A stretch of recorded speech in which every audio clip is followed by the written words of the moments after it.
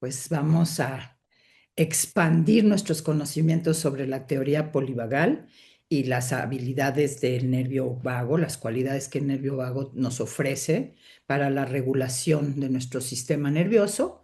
Y voy a tocar los puntos así como más esenciales, aunque voy a volver a pasar la presentación. Les compartí un cuadro, porque creo que ese cuadro de los chakras lo pueden imprimir más grande, lo pueden ver mejor y entonces pues pueden tener referentes para decir, a ver, este tema que yo tengo, ¿qué tanto tiene que ver con un centro energético o con otro, ¿no?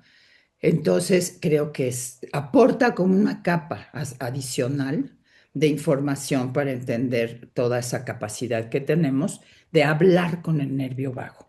Si no, cuando nosotros pensamos en el cuerpo, cuando vemos que empieza a perder funciones, que empieza a tener dificultad para regularse, que empieza a ser más incapaz de poder lidiar con las circunstancias con una cualidad de resiliencia, ¿no?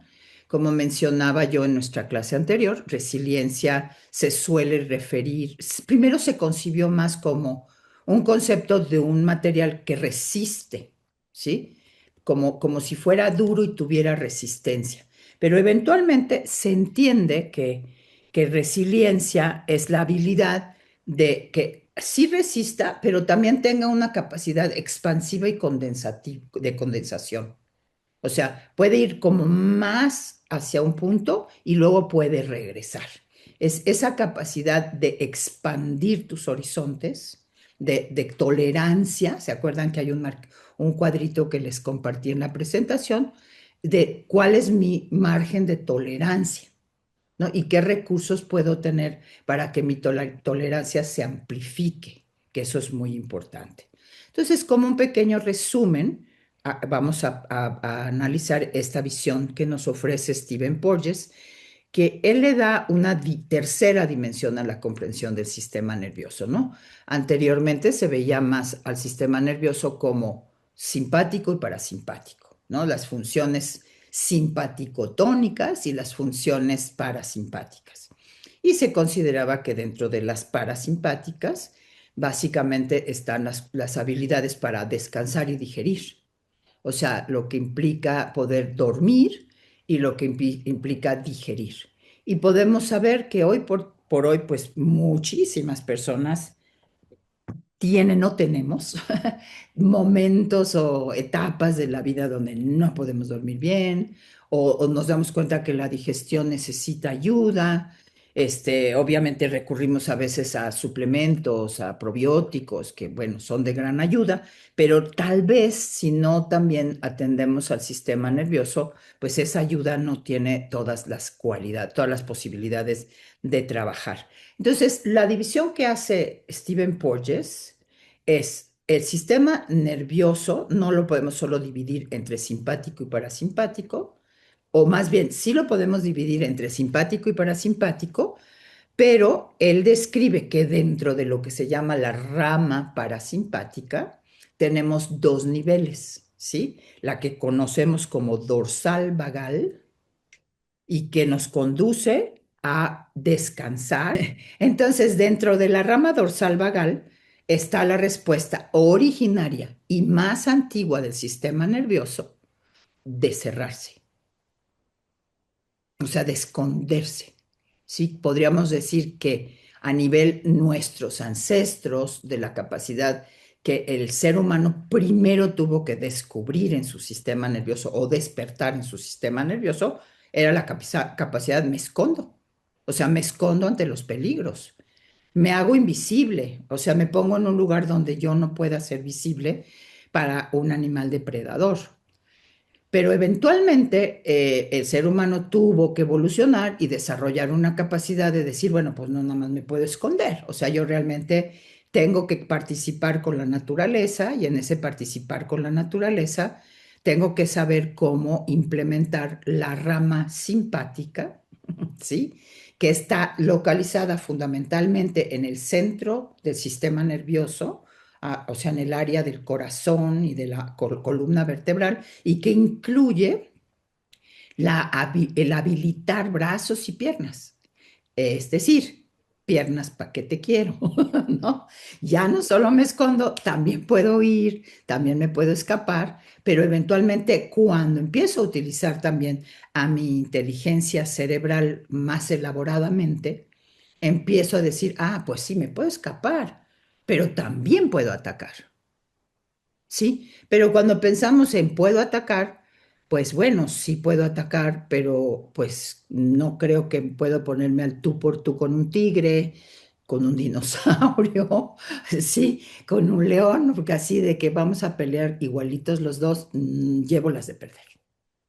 O sea, el ser humano nunca va a tener la fuerza de ninguno de estos animales, ni la velocidad para correr de ninguno de estos animales. Entonces ahí es donde esta siguiente capa del sistema nervioso parasimpático, que es la rama ventral vagal, empieza a desarrollarse. ¿Sí? Hasta ahí vamos bien con nuestra revisión de conceptos.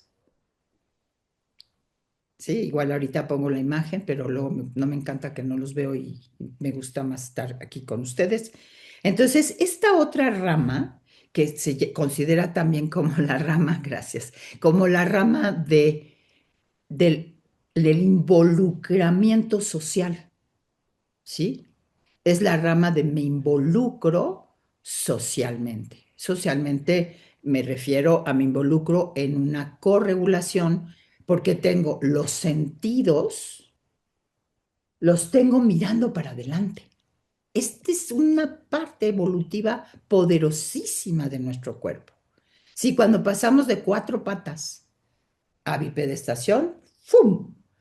Abrimos los oídos, abrimos la vista, abrimos el olfato hacia adelante, perdemos un poquito de la capacidad de olfato que tiene un animal, pero tenemos olfato, tenemos gusto, o sea, en el gusto incluso tenemos la capacidad, el olfato y el gusto, para poder, por medio del olfato y del gusto, detectar cuando algo es peligroso para nosotros, ¿sí? No, podemos envenenarnos. Entonces, ya con antes de probarlo, ya puedo darme cuenta, esto me mataría. Borges tiene la habilidad de decir, sí, hay un diálogo entre simpático y parasimpático, ¿no? O sea, simpático, pues es la activación, la capacidad de pelea y de huida, pero anteriormente al parasimpático solo se le reducía ok, es tu capacidad de digerir y de descanso. Es lo que le llaman en inglés rest and digest. O sea, eso se consideraba que era el parasimpático, parar al simpático, ¿sí? Pero lo que amplía Stephen Porges es que a la rama parasimpática le da dos dimensiones. Estas dos dimensiones, podríamos decir, si se acuerdan de la escalera, es la dimensión parasimpática de descansar y desaparecer y esconderme y colapsarme, etcétera. Y la que está por encima, en esa escalera del simpático, que es otra vertiente de la rama parasimpática, que es la rama ventral vagal por delante del cuerpo, la otra es por atrás, ¿sí? La que me hace colapsarme y enrollarme viene como una respuesta corporal de enrollamiento. La que viene por delante, sí, que se llama ventral vagal, es la que, ok, aquí estoy. Ahora sí que como dice mi maestro de astrología, ¿cuántos somos y qué quieren? ¿No? No dice mucho él eso. Entonces, es esta parte de, pues aquí estoy, aquí estoy. ¿Qué se necesita? ¿Con quién hay que pelear? ¿De dónde hay que huir? Pero, como él refina esta comprensión, dijéramos que la rama simpática es la que me dice, tengo brazos y piernas para pelear y para correr. Pero si subo la escalera, me vuelvo a encontrar con una parte de la rama parasimpática.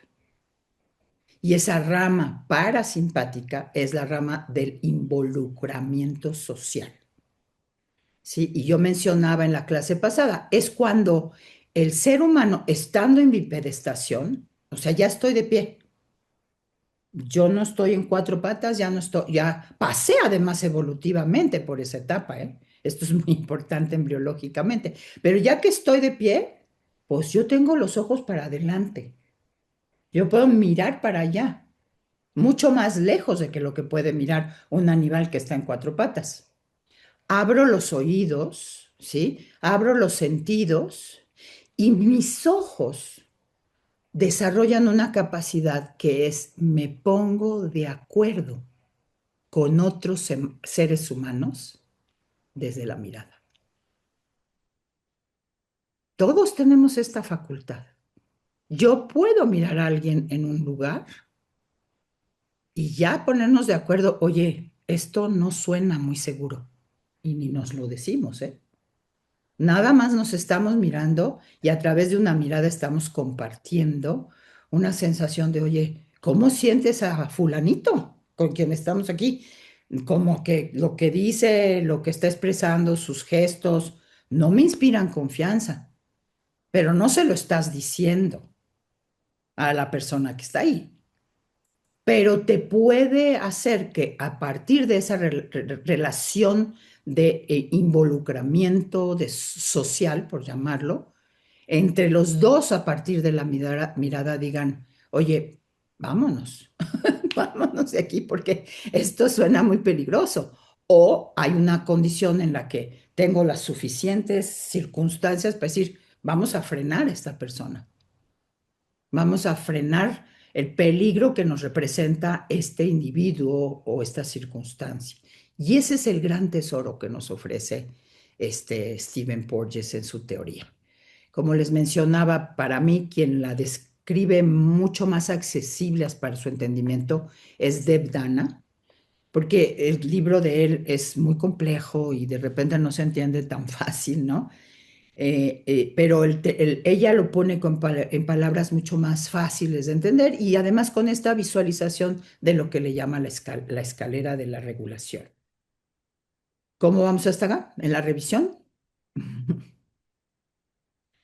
Entonces, lo que nos dice Stephen Porges es, tenemos la capacidad, bueno, primero que nada, creo que para mí esta palabra es un tesoro, la neurocepción. Yo leo el sistema nervioso del otro y el otro lee mi sistema nervioso. A veces no estamos nosotros hablando, pero de sistema nervioso a sistema nervioso hay un intercambio, ¿sí? Eh, ese intercambio implica algo que dice muy bonito una persona que se llama Thomas Hubble. No sé si alguien ha escuchado a Thomas Hubble. No, pues no se han perdido de algo muy valioso. Luego se los comparto. Thomas Hubble dice, cuando yo estoy hablando, habla como de cosas más espirituales, pero también como habla mucho del trauma. Yo durante toda la pandemia tomé como 27 cursos con Thomas Hubble, porque hablaba de trauma y se iba a analizar cosas con toda la historia de trauma que había de guerras y gente. Fue muy poderoso su trabajo, es muy poderoso su trabajo. Y él dice, yo cuando hablo con el otro, en cierta manera es como si el otro estuviera residiendo dentro de mí y yo resido dentro del otro. Y él habla más como, lo pone más a nivel de mi corazón. O sea, yo pongo al otro en mi corazón y el otro me pone a mí en su corazón. Y cuando tenemos esta capacidad de deliberadamente proponernos esta forma de diálogo, nosotros empezamos a ya no defender tanto nuestras ideas, sino a poder querer escuchar verdaderamente lo que el otro me está diciendo, ¿sí? Entonces, el otro concepto que nos propone es el concepto de corregulación, o sea, neurocepción es percibir a través del sistema nervioso. Corregulación es lo que llamamos esto de yo me miro con el otro y nos regulamos y decidimos qué vamos a hacer con todo. Y ahí entramos en un punto muy importante. ¿aprendimos a corregularnos desde chiquitos? Sí, cuando volteamos a ver la manera en que nuestros padres o nuestros cuidadores nos fueron comunicando, primero que nada de cuerpo a cuerpo, esto es importantísimo, de cuerpo a cuerpo, independientemente de lo que dijeran.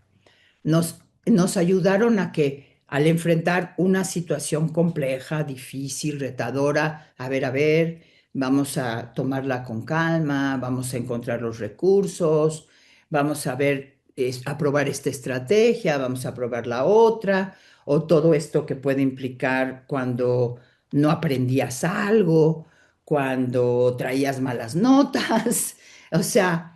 ¿Qué reacciones recordamos de nuestro sistema familiar? O sea, hay algo muy fuerte y muy grave que pasa en la educación.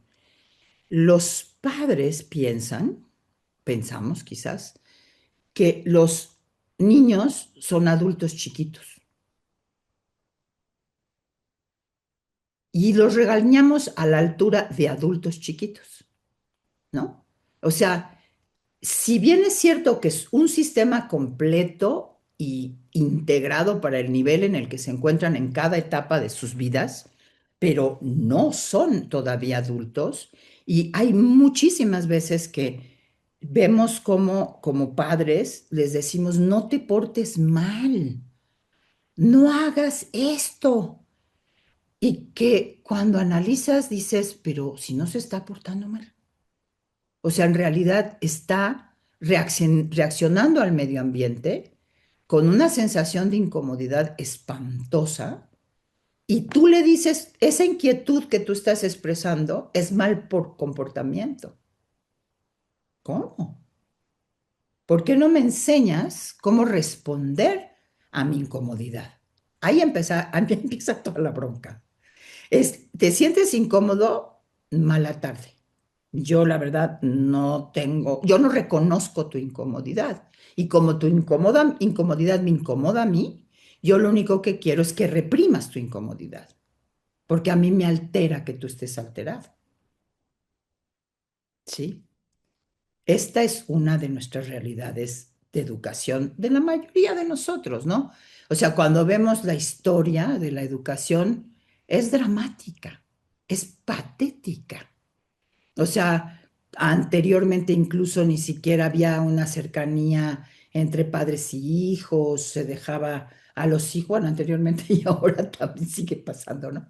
Pero se deja a los hijos en cuidadores externos, se decía en cierta forma, el contacto físico no es necesario, bueno, desde si está llorando, pues no lo cargues para que se calme solito, porque si lo acostumbras a cargarlo, ya lo vas a echar a perder, ¿no?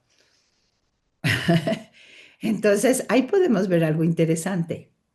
No necesariamente aprendimos muy bien a regularnos. Unos más, unos menos, pero si ahorita hacen una pequeña revisión de su historia personal, dicen, la verdad no. La verdad no tuve como el ejemplo, ¿no? Pero lo que es muy, muy bello es que hemos encontrado o sea, se ha descubierto la neuroplasticidad.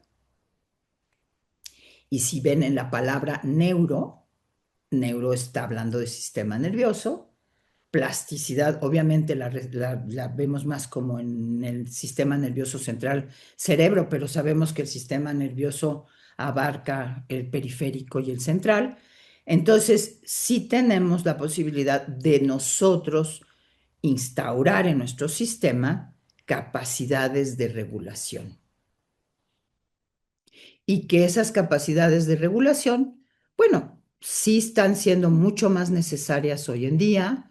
Podemos también darnos cuenta que en la medida en que vamos haciéndonos mayores y vamos teniendo que enfrentar los retos de la sociedad que es tan intensa, tan veloz hoy en día, hijo, de repente dices, yo ya no tengo los instrumentos para estar en esta intensidad y en esta velocidad, ¿no? Entonces, bueno, decirnos a nosotros no tengo, pues no es tanto no tengo, es más bien hasta dónde me involucro, cómo me involucro, cómo voy a las cosas que tenga que hacer, pero también cuando regrese a mi casa me doy cuenta del impacto o de la influencia que hizo en mí las experiencias del día, ¿no?